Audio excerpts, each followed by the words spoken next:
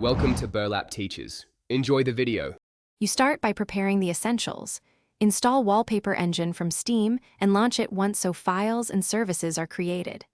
Next, open Wallpaper Engine settings and enable any option labeled Lock Screen or Allow on Lock Screen so the app can target that interface.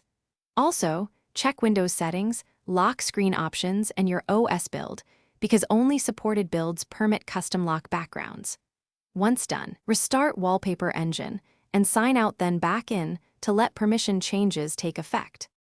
You now pick and configure a wallpaper that works for lock screens, prefer lightweight scenes or videos optimized for background performance.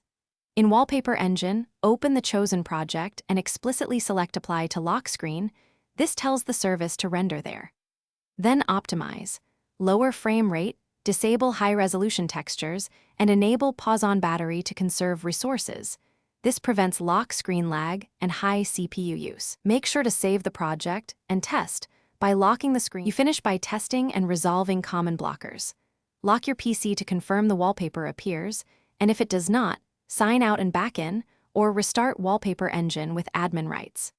If corporate or home settings block custom lock screens, check group policy or registry keys that enforce a static image.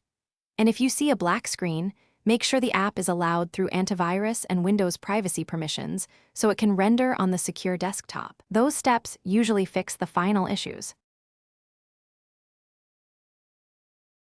Thanks for watching. Consider subscribing if this video helped you.